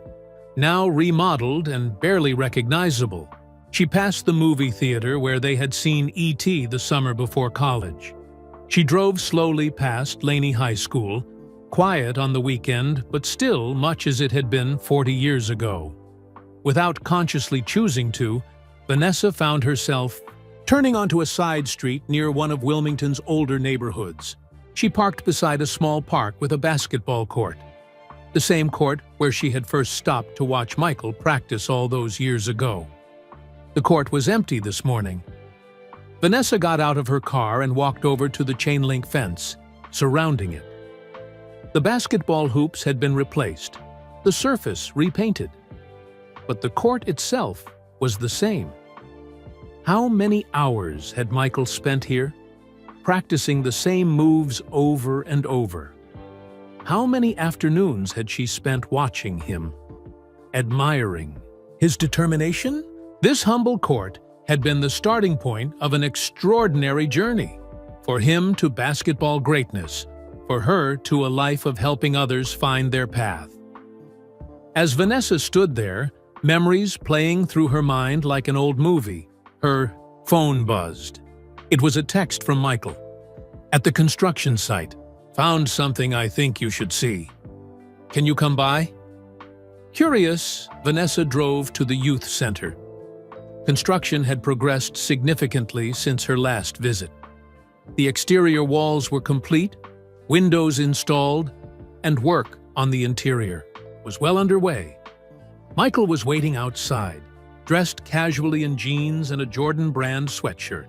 Despite his fame and fortune, there was still something of the Wilmington boy in him, especially here in their hometown. "Sorry to interrupt your weekend," he said as she approached, "but the contractors found something during demolition that I thought you'd find interesting." He led her inside, through areas that still smelled of fresh paint and sawdust.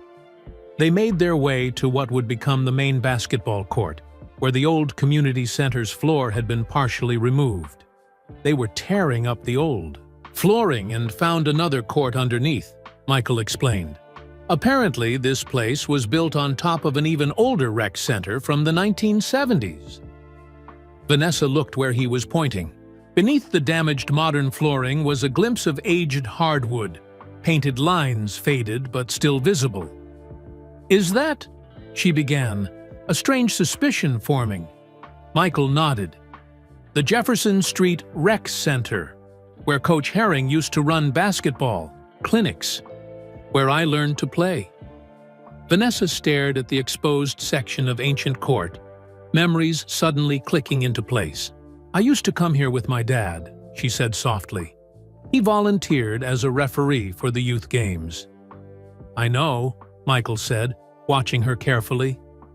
"That's why I wanted you to see it. We probably crossed paths here years before high school, without even knowing it." The thought was strangely moving, that their lives had intersected even earlier than they'd realized, in this very spot where they now stood planning a future for Wilmington's youth. "It feels like coming full circle," Vanessa said, kneeling to touch the old flooring. "Building something new on top of where it all began." "That's exactly what I thought," Michael agreed. "It's like this place was waiting for us to come back to it." As they stood looking at the unexpected discovery, Vanessa felt a deepening sense of purpose. This center wasn't just about giving back or making amends.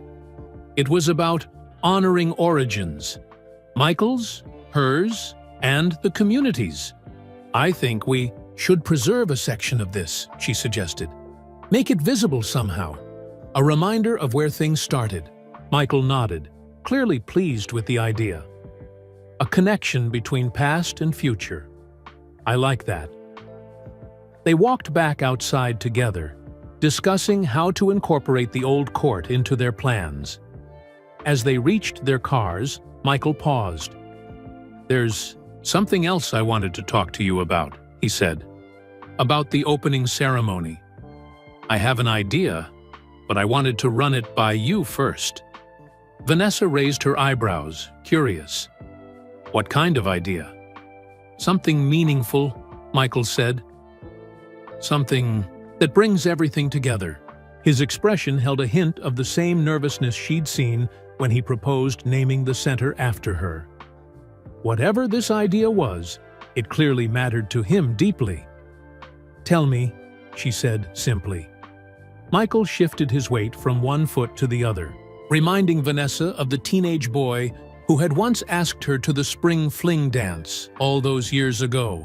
"I was thinking," he began, "that at the opening ceremony, I could show everyone why I wanted to name this place after you. Not just tell them, but show them." "How would you do that?" Vanessa asked, curious. Michael took a deep breath. "The class ring. I still have it." Vanessa stared at him, stunned. "You kept it? All these years?" He nodded. After you mailed it back, I put it in my desk drawer. I told myself I'd return it someday, when the time was right. And you think the opening ceremony is the right time? Vanessa was struggling to process this revelation. Michael had kept his class ring for 40 years after she'd returned it. I do, Michael said. Not as some romantic gesture. That's not what I'm saying, he added quickly. But as a symbol, that ring represented a promise of belief. You believed in me when it wasn't easy. That's what this center is about. Believing in kids, even when, especially when it's not easy. Vanessa was touched by the sentiment, though still overwhelmed by the news. What exactly did you have in mind? I thought I could talk about our history. Growing up in Wilmington, how you supported me during those early days. Then explain why the ring matters, what it symbolizes, and present it to the center. We could display it in a case in the entrance hall as a reminder of the center's founding principle, belief in potential. As Michael outlined his idea, Vanessa could see it clearly. The ring wouldn't be about their teenage romance, but about the larger legacy they were creating together. I think it's perfect, she said finally. Unexpected, personal, and meaningful. Relief showed on Michael's face. I wasn't sure if it would seem strange, given our history. It might, to some people, Vanessa admitted, but who cares? We know what it means. They stood together in the afternoon sunlight, two people who had journeyed far from their shared beginnings, now reunited by common purpose. The moment felt significant somehow, as if they were closing one chapter and opening another. Over the next 3 months, the youth center transformed from a construction site to a vibrant reality. Vanessa worked closely with the designers on the interior spaces, ensuring each room felt welcoming and purposeful. The old basketball court beneath the main gym had inspired a design feature that everyone loved.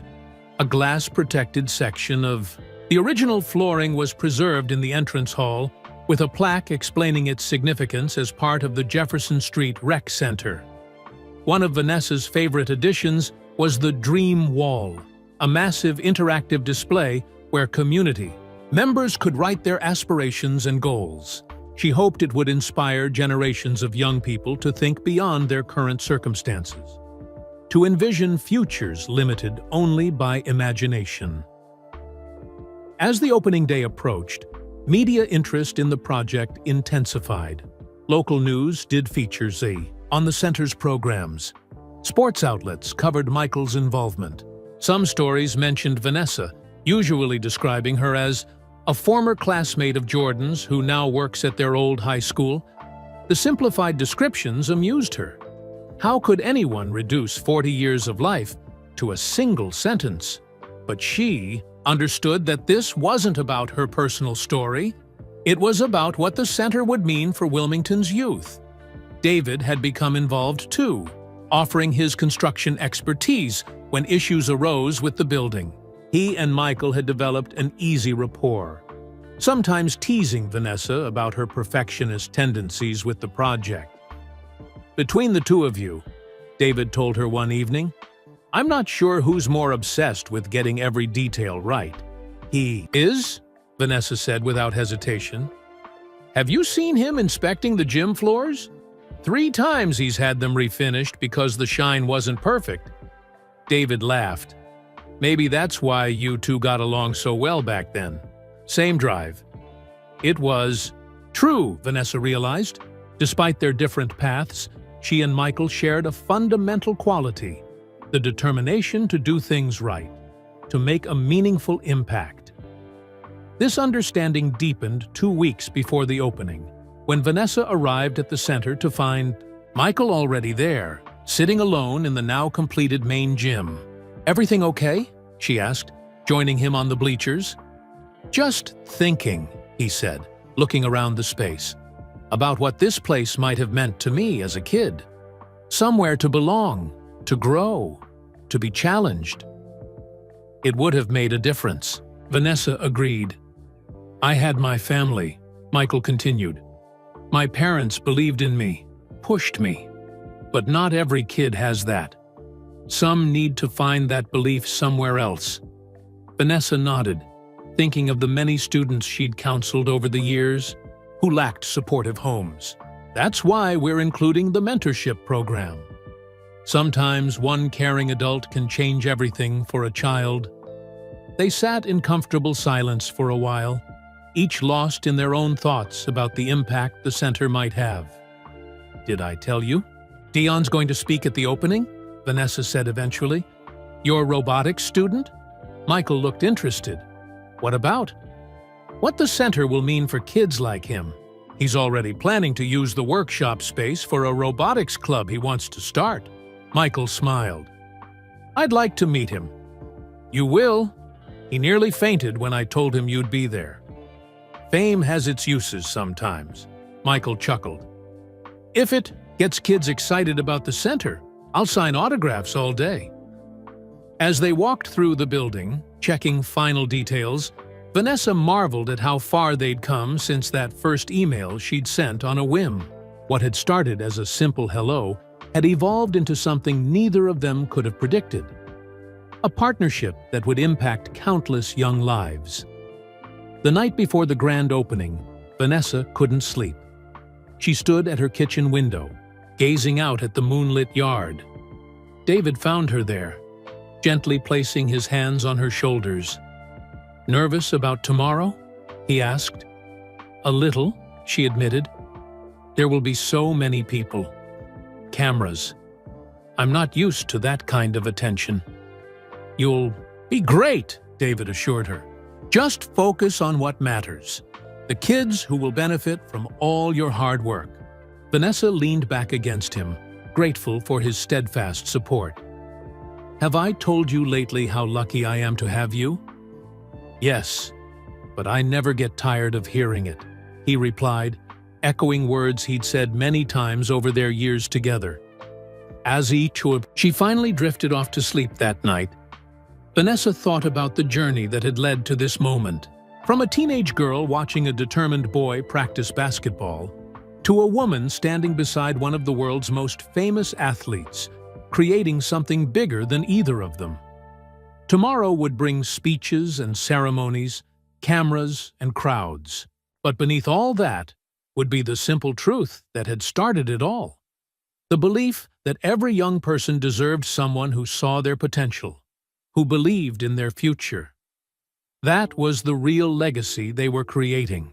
Not a building with her name on it, but the countless lives that would be touched by what happened inside. What Vanessa couldn't know was that the opening ceremony would hold one final surprise, a moment that would move not just her, but everyone present. The morning of the grand opening dawned clear and bright, a perfect spring day in Wilmington. Vanessa arrived early at the center, wanting a few quiet moments before the crowds arrived. The building looked magnificent. Banners hung from the entrance proclaiming, "Welcome to the Vanessa Mitchell Youth Center." Seeing her name displayed so prominently still felt surreal, but she was beginning to accept the honor with grace rather than embarrassment. Inside, everything was ready. The basketball courts gleamed under the lights. The computer lab hummed with new equipment. The workshop spaces were stocked with tools and supplies. Even the community kitchen smelled wonderful, as local restaurants had prepared refreshments for the reception. "It's perfect," said a voice behind her. Vanessa turned to see Michael, dressed in a sharp navy suit, looking around with the same wonder she felt. "It really is," she agreed. "I can hardly believe we did all this in less than a year." "You did most of it," Michael corrected her. "I just wrote the checks." "That's not true, and you know it." Vanessa smiled. This has been a true partnership from the beginning. They walked through the building together, making one final check before the doors opened to the public. In the entrance hall, a space had Been prepared for the class ring display? Though the display case itself was covered with a cloth for the big reveal. Nervous? Michael asked as they paused there. A little, Vanessa admitted. Public speaking isn't exactly my favorite thing. You'll be great, he assured her. Just speak from the heart. By 10 o'clock, the center was filling with guests. Local officials, school representatives, community members, and media all crowded. Into the main gymnasium, where chairs had been set up facing a small stage, Vanessa's family sat in the front row. David gave her a thumbs up as she peeked out from the side of the stage. Kira and Jason had both come home for the event, along with Jason's wife and their 2 children. Seeing them there, supporting her, gave Vanessa the courage she needed. In the second row sat James and Dolores Jordan, now in their 80s but still regal in their appearance. Michael's siblings were there too, along with his children and their families. It touched Vanessa deeply that his entire family had come to support the project.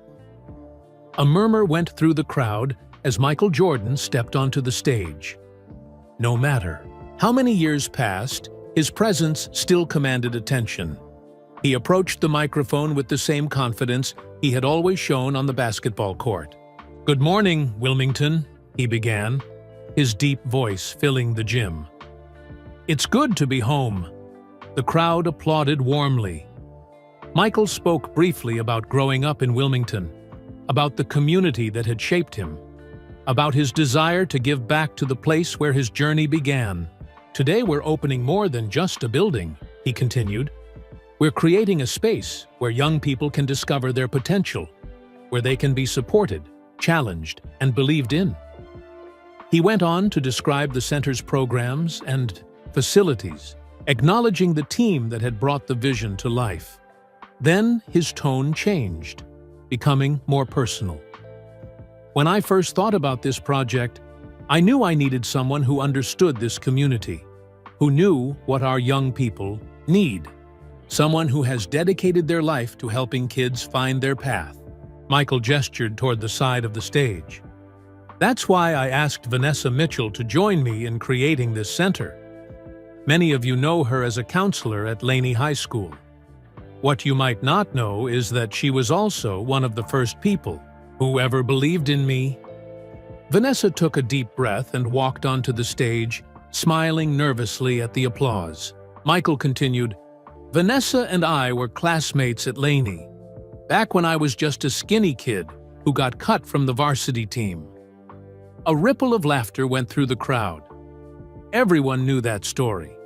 "She used to watch me practice for hours after school, when I was determined to prove Coach Herring wrong," Michael said, a gentle nostalgia in his voice.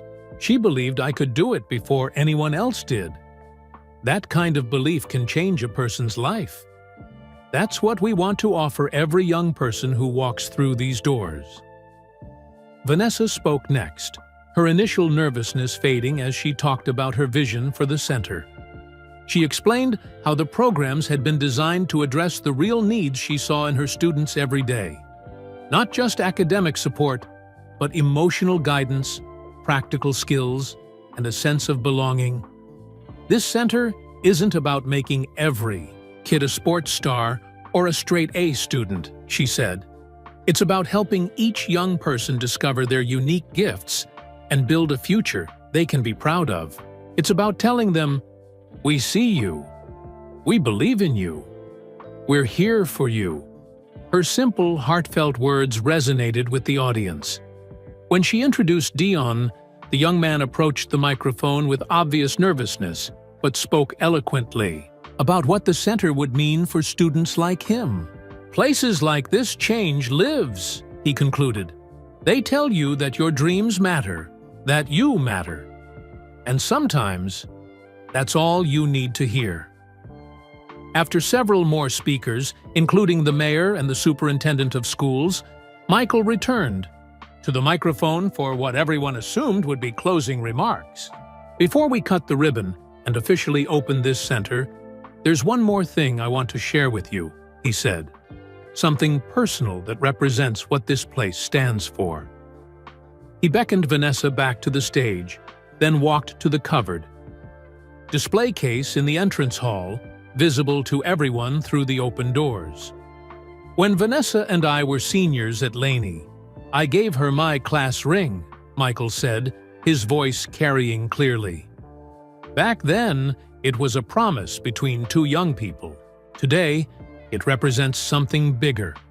A promise to the youth of Wilmington that we believe in them just as Vanessa believed in me.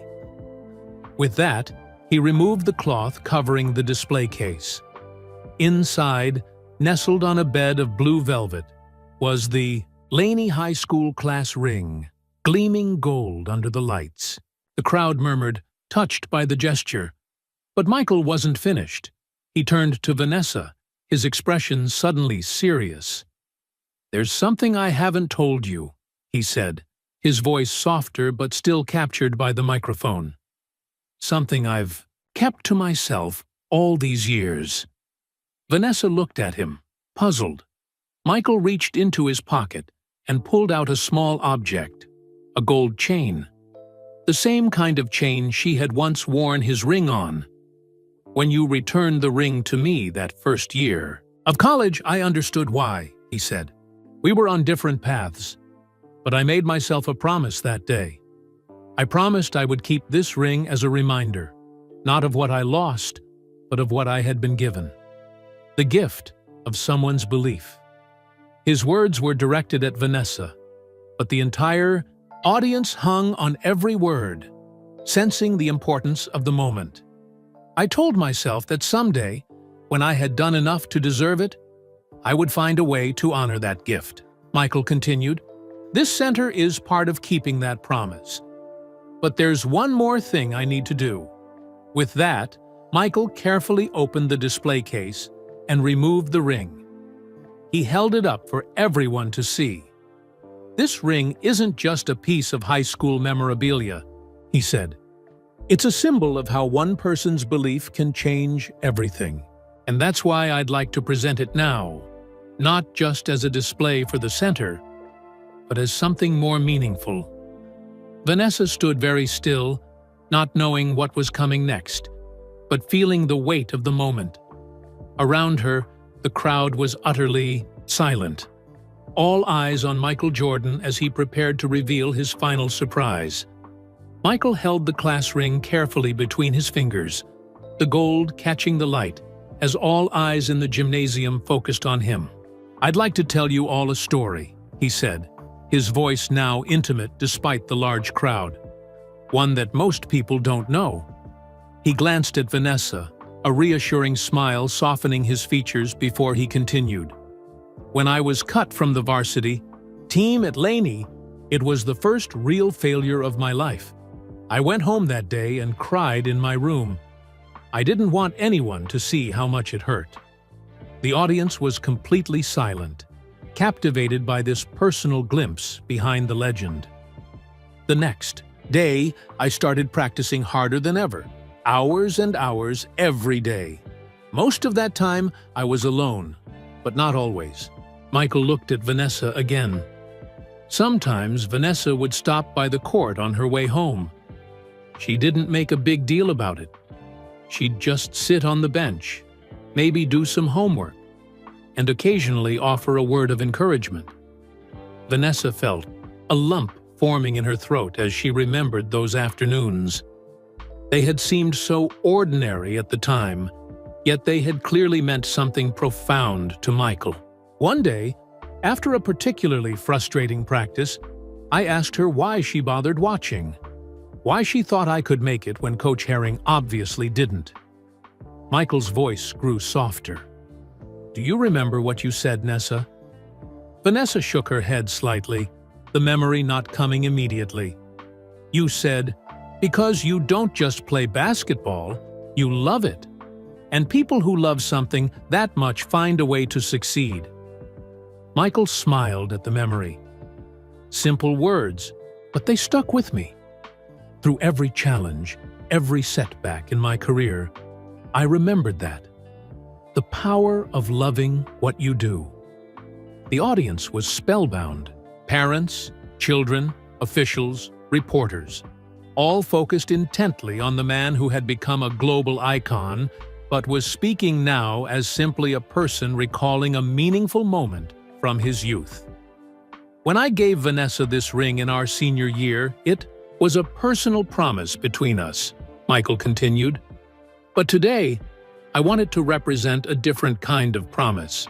A promise to every young person who comes through the doors of this center. He turned to face the audience directly. I kept this ring all these years as a reminder that even legends need someone to believe in them first. That's what this center is about. Being that first person who sees potential, who offers belief before there's any proof, who says, "I see something special in you," when no one else does. Michael took a few steps closer to Vanessa, the ring still held carefully in his hand. After high school, our paths went in different directions. Vanessa stayed here in Wilmington, dedicating her life to helping young people find their way. I traveled the world, played basketball, built businesses, but we both carried the same core belief that every person has value, has potential, has something unique to offer. He gestured around the gymnasium. That's why this isn't the Michael Jordan Youth Center, because it isn't about me, or my success, or my legacy. It's about the quiet work of believing in people before they become anything special. The kind of work Vanessa has done every day for 30 years. Vanessa felt tears threatening, but she blinked them back, not wanting to cry in front of so many people. So today, Michael continued, I want to present this ring not as a personal memento, but as the first artifact in what I hope will become a tradition at this center. He walked to a previously unnoticed display case near the stage, larger than the one that had held the ring. Inside were empty shelves with small placards. Each year, Michael explained, we will add to this belief wall with symbols of promise and potential, items that represent moments when someone believed in a young person who came through these doors, moments that changed lives. He placed the ring carefully on the top shelf, where a placard read, Michael Jordan's Class Ring, a symbol of first belief. This ring represents where the idea for this center began, with one person believing in another. Michael's voice carried throughout the now silent gym. Vanessa believed in me when it wasn't obvious I'd become anything special. That belief mattered. It made a difference. And that's what we want to offer every child who comes here. The simplicity and sincerity of his words touched everyone present. This wasn't about celebrity or charity. It was about the fundamental human need to be seen, to be valued, to be believed in. Vanessa stepped forward, deeply moved by the gesture. Thank you, Michael, she said, her voice steady despite her emotion. This means more than I can say. She turned to address the audience. When Michael first contacted me about this project, I never imagined it would become something so meaningful. But standing here today, I see that this center isn't just about facilities or programs. It's about continuing a circle of belief that started long ago on a Wilmington basketball court. Vanessa looked out at the faces watching her. Her family, Michael's family, former students, community members, people who had shaped both their lives in different ways. I accepted the honor of having my name on this building because Michael convinced me it stood for something important: the power of seeing potential in others. Today, I want to invite all of you to join us in that mission. To be the person who believes in a child, who sees their gifts, who helps them find their path. As she spoke, Vanessa noticed Dion in the audience, listening intently. Beside him were other students she had counseled over the years, some now adults with children of their own. The sight filled her with a deep sense of purpose and continuity. That's how we change lives, she concluded simply, one act of belief at a time. The applause that followed was thunderous. As it subsided, Michael joined Vanessa at the microphone for the official ribbon cutting. Together, they wielded the large ceremonial scissors, and with a single cut, the Vanessa Mitchell Youth Center was officially open. People streamed forward to tour the facility, to see the programs, to sign up as volunteers or participants.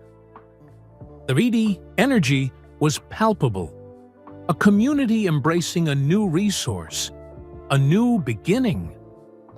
Amid the crowd, Michael found a moment to speak privately with Vanessa. "Thank you," he said simply, "for everything. For then, for now." "Thank you for remembering," Vanessa replied, "for turning a teenage memory into something that will help so many."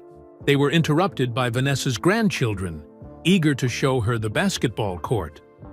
As she was led away, Vanessa glanced back at Michael, who was now surrounded by children asking for autographs. The sight made her smile. The global superstar still had time for the kids of Wilmington.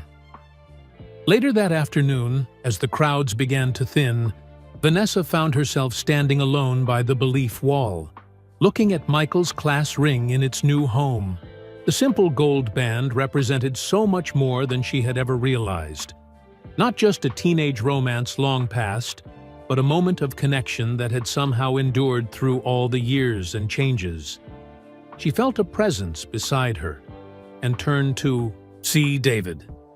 He slipped his arm around her waist, looking at the display. "Quite a day," he said softly. "Quite a day," she agreed, leaning against him gratefully. "You know what I keep thinking?" David asked. "How lucky those kids are. The ones who'll come here. To have people like you and Michael creating a place for them." Vanessa smiled up at her husband. "Lucky is what I am. To have had the chance to make a difference. To have had people who believed in me too." As they walked together through the center that now bore her name, Vanessa felt a profound sense of completion. The email she had sent on a whim almost a year ago had led to this moment. A full-circle journey that none could have predicted. Outside, the spring sun was beginning to set over Wilmington, casting long shadows across the new building. In the distance, Vanessa could just make out the spire of Laney High School, where her story with Michael had begun so many years ago. She took a deep breath of the warm Carolina air, filled with the scent of new beginnings. The past had given them a foundation. The present had given them purpose. And the future was as full of promise as the youth they hoped to serve. Michael's reply to her email had indeed shocked everyone, though not in the way tabloid headlines might have suggested. It wasn't about rekindling old flames or dramatic confessions. It was about something far more meaningful, the lasting power of belief, and how a single moment of faith could echo across decades, touching countless lives along the way. Orsmarin Wanan families continued to explore the center as children tested the basketball courts and computer labs. As volunteers signed up for programs, Vanessa knew that the true story was just beginning. Not her story with Michael. That chapter had closed beautifully today. But the stories of all the young people who would find guidance, support, and belief within these walls for generations to come. And that was the most precious gift of all. That was the end of this story about Michael Jordan and Vanessa Mitchell's unexpected reconnection. Where are you listening from? We'd love to know in the comments below. If you enjoyed this heartwarming tale about second chances and the power of belief, please like this video and subscribe to our channel for more such interesting stories. Don't forget to share with your friends and family to spread kindness and awareness. Every share helps us reach more people with these meaningful stories that remind us how small moments of belief can change lives forever. Thanks for listening, and we'll see you in the next video.